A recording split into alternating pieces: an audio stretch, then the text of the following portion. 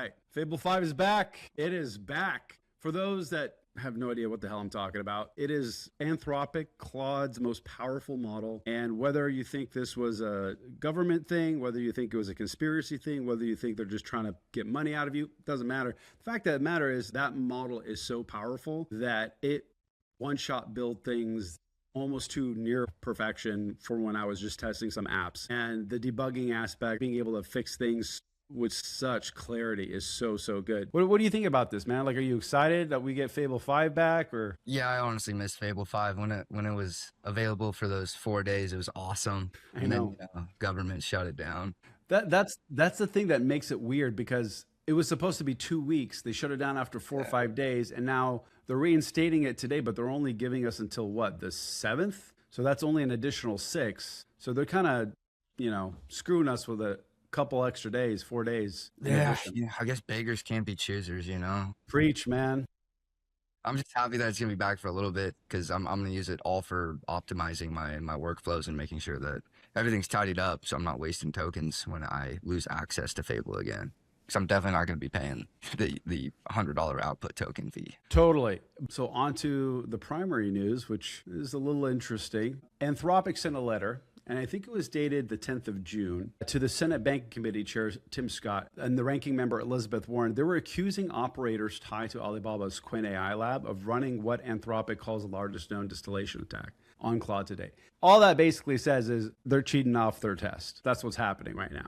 And between April and June, the operators allegedly used about 25,000 fraudulent accounts to run 28 million exchanges with Claude. And then it became public the end of June, I think it was the 24th or 25th, when CNBC and Bloomberg got the letter, and the rest is history.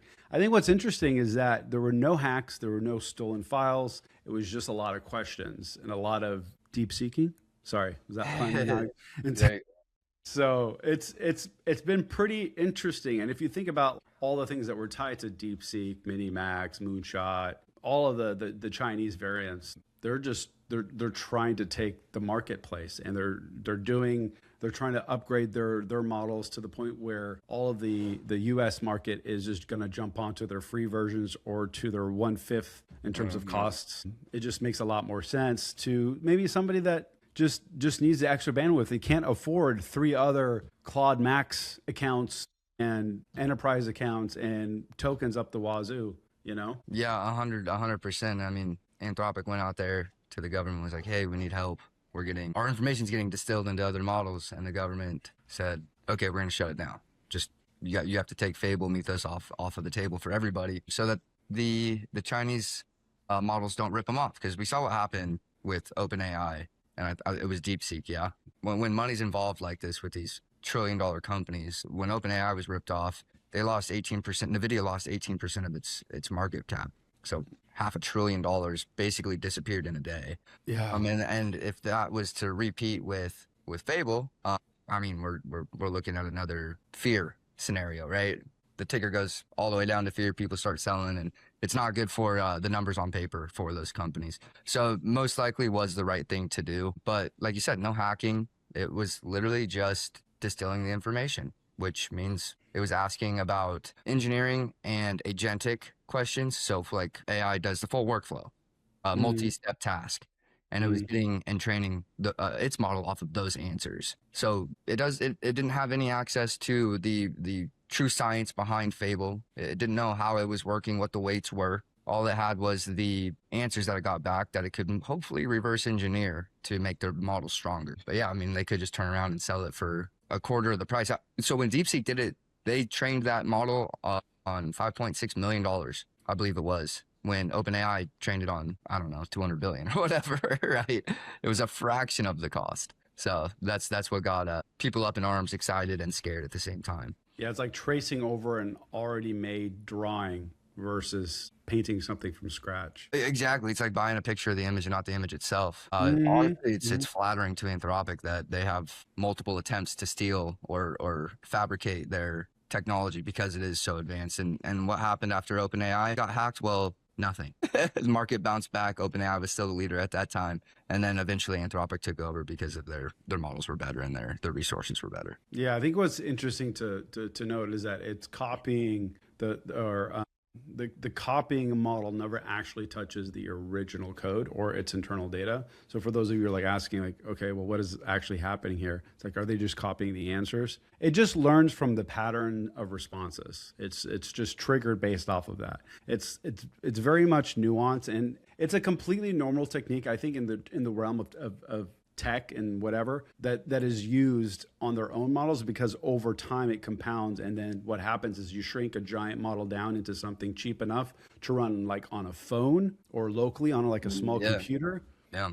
You know, so it's exactly what Apple did. So when they have their A24 chip in their iPhone, it's a local model, 7 billion parameters, but their actual Apple model is trillions. So they just shrink it down to what they need, and that's essentially the same like relative response that happens with what Alibaba did or Qwen did. 1000%, man. So I guess the question is that people always ask, and if people are interested, I was actually curious myself, is this actually illegal?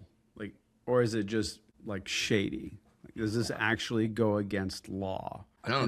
Yeah, no, absolutely. Yeah, it's definitely a gray zone though. Right. You know, it's like right in there. Well, I mean, only because money's involved, only because these market caps are of huge interest to investors. You look at anybody who's an apprentice, they learn from their teacher, they learn from online resources. It's access to information, which is exactly what these models are. If you're going to create a bunch of fake accounts and you're going to understand how these models are responding and try to reverse engineer it, I don't see anything wrong with doing that. But you know, besides that, you're just giving Anthropic more clout, saying, hey, these guys are the best, we want to rip them off or rip their model off, but they don't have the IP, you know, it's still safe and secure under Anthropic's hood, or maybe SpaceX, wherever it sits. Yeah, because it mostly covers hardware. It's not even covering the actual IP.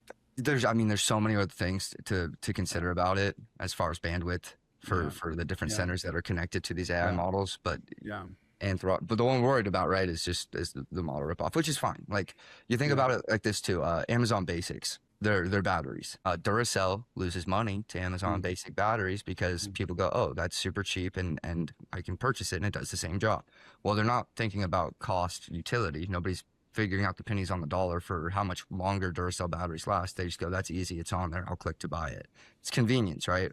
That's the same thing that's happening here. It's like the A&W burger that was a third pound, but sold at the same price as the quarter pounder from McDonald's. Your audience is thinking, well, a quarter pounder sounds more than a third pounder. It's the same price. I'm going to go to McDonald's and buy that. So you're also thinking about just the lack of information or intelligence that your audience has as well. So, you know, if they end up going to Qwen, well, one, it's going to be obsolete pretty soon. And two, they'll be back to Anthropic because of the IP. I mean, it's just going to be better. The next model is going to be better. They're not going to want to wait. Once they actually educate themselves on this product that Qwen's going to release, it's going to be a no-brainer to go, hey, I probably should be using the guys who built the original because it's better. Yeah. And then then I guess the next stage what happens is the security angle. And you look at, the claim is that this kind of distillation could let Chinese models catch up, right? And whether those are tied together or not, I don't know who's to say. I didn't really find anything conclusive, but it is the same company that's sounding the alarm on the leaks ends up getting kind of boxed in the whole process. And then I think that's worth noting just so that you kind of understand the lay of the land a little bit more. There's a lot of moving parts into this thing, and he says, she said isn't always the most truthful. Well, yeah, we haven't even got a response from Alibaba about this allegation, so we should probably know this is speculation for the most part.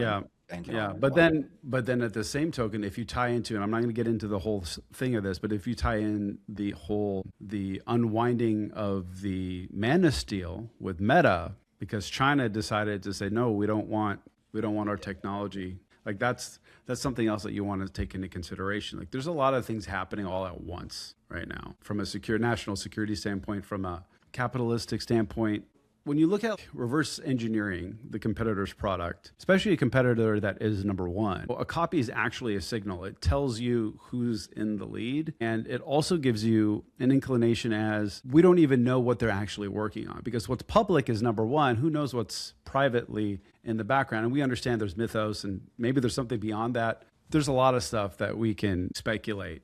All I can say is in terms of a safety aspect, I don't think we're to the point where, our national security is at, but who am I to say? This is all just hyperbole and I'm just guessing and we'll see what happens. I'm just excited that they're finally rolling out the most powerful model. It gives us an opportunity go out and create and build things. And I think if you're looking at it in terms of trying to be optimistic in this sense, defaults are back. You win. Make the case that this is a sign of a healthy, high value industry. It's not a collapse. Things are moving upward. Will it pop at some point? Sure. But nobody runs a $28 million query campaign against something that doesn't matter. Like it just, they're not doing that just for the sake of wanting to win, market share. They're also doing it because they know that they're the leading player and there's stuff to learn, and who knows what the end outcome is going to be. I think at some point, man, everything's going to be ubiquitous in terms of tech. I mean, China already beats us in so much regarding technology. I mean, look at the automotive industry. Look at household machines, the stuff that you clean your dishes with and your clothes. Getting ahead of myself, but like things are just going to keep spiraling until eventually the top countries of the world, the leading powers of the world, are all kind of going to be within inches away of themselves. So this to me is good competition because it raises expectations for people like us, and it raises the opportunity to be able to build things because the tech just gets so much better. Yeah, and it's also one of those red flag situations too, where Sure, because somebody did something, it messes it up for everybody, and then we as that is also there. we have to deal with it. So Yeah. there's probably going to be some more restrictions around Fable, and I don't really care. I'm going to use it like I typically do, and still get after it, just because 6 days, it's just not enough time. All right, so let's just kind of end with this. So if you think Anthropic says Alibaba copied Claude, okay, that's kind of what's out there. There's no breach, no stolen code. We don't really have any answers per se. Nobody has a clean law for things. Do you think that this is going to be I guess you could say the icing on the cake, or the initial push to start to build these regulations, not just on a national level, but on an international level? I think it's probably going to be more like burying the technology that's important deeper and not giving access, and maybe have it released to public years later. Like you've seen how fast that AI's moved in the last 3 years, and people copying famous actors and putting them on ads that they were never really on, or using their voice in a movie that they never actually spoke on. Like, we still can't even have a law about that yet. All that stuff is still in litigation, trying to figure it out. So when I mean, you just have to pay for a premium account at 11 Labs and you can do that. Yeah, there's nobody's double checking to see if you're copying Ryan Reynolds' voice. So yeah, if we haven't even got there yet, I think it's going to be more of an isolation of the advanced technology that they want to keep secret until it is for public use, like they typically do. Or just building guardrails like in real time, but that's not going to happen because it's going to cost too much, and the logistics of it is just going to be insane. Exactly. Yeah, it would be. That's like trying to build the data centers in Antarctica and no power grid. Costs too much to do maintenance on them. Great idea though, doesn't work. Cool, man. Well, hey, that was a good one. If you guys enjoyed it, stay tuned for next week. Anything else that you want to touch on that perhaps we didn't mention this time around, Nate? No, I mean, you guys know the links are in the description below if you want to learn more about AI, have questions, you want to check out some of the products that we have, you want to learn about the safety behind our products and why we like to do it the way that we do it, just go ahead and schedule a meeting. We can talk about it. Cool. All right. Well, thanks, everybody. We'll see you on the next one. Peace.